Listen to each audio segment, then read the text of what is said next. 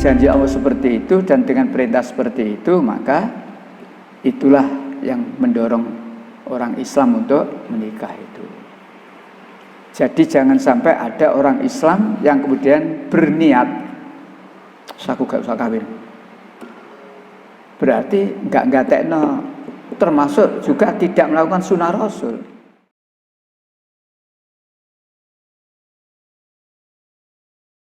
Ibu serta bapak sekalian yang dirahmati Allah, seperti yang kita rencanakan tempo hari, pagi ini kita bicara soal pernikahan.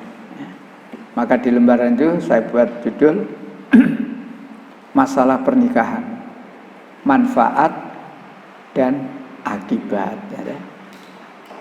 Kita memang harus tahu apa saja aturan Allah itu, aturan diberikan oleh Allah itu, atau apa-apa yang akan kita lakukan ini, kita harus tahu manfaatnya apa, akibatnya apa.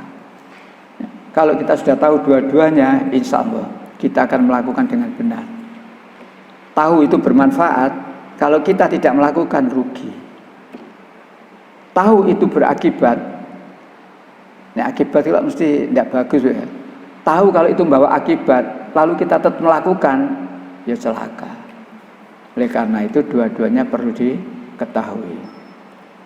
Baik, masalah pernikahan. Menurut agama Islam, nikah itu perintah. Jadi menurut agama Islam, menurut Al-Quran, nikah itu perintah. Cuma yang sering kita dengar waktu acara walimah, tasakuran pernikahan, nikah itu adalah sunnah Rasul.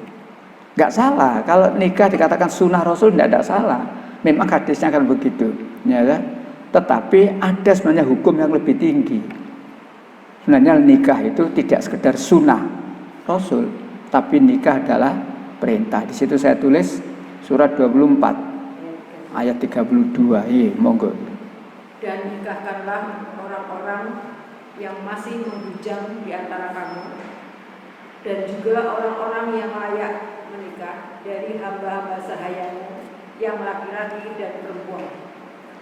Jika mereka miskin, Allah akan memberi kemampuan kepada mereka dengan karunia-Nya, dan Allah Maha Luas pemberiannya, Maha mengetahui. Itulah dasarnya bahwa nikah itu perintah, supaya orang tidak merasa takut menikah, walaupun ya ojo keburu-buru, ojo bonek gitu ya. Itu kadang-kadang kan ada orang begini, bayaran sakmene untuk saya makan sendiri saja masih katakanlah pas-pasan. Nah kalau saya nikah nanti tak pakani opo kan gitu ya.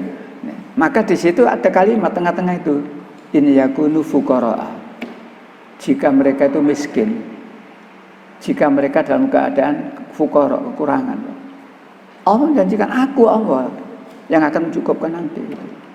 Artinya supaya kita yang diperintahkan untuk menikah itu tidak terlalu ketakutan dibayangi dengan kekurangan.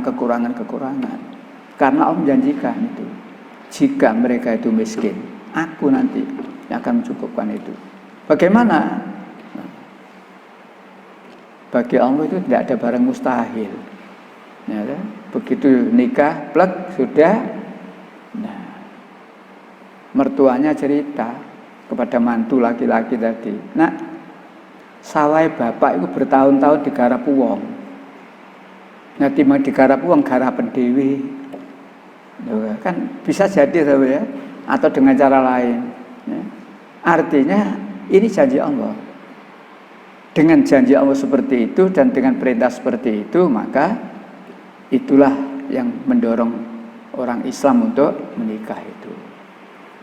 Jadi jangan sampai ada orang Islam yang kemudian berniat, aku gak usah kawin, berarti nggak tekno, termasuk juga tidak melakukan sunnah Rasul.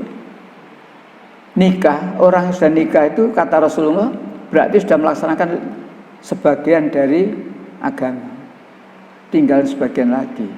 Yang sebagian lagi apa? Ya perjalanan setelahnya nikah itu. Jadi dengan nikah itu berarti sudah menjalankan 50% dari agama. Nah, oleh karena itu, Ibu Bapak, alhamdulillah Islam mengajarkan seperti itu ya. Walaupun sekali lagi tidak boleh kemudian bonek-bonek wis pokoknya kita akan diberi akal ya. Kita diberi akal. Baik.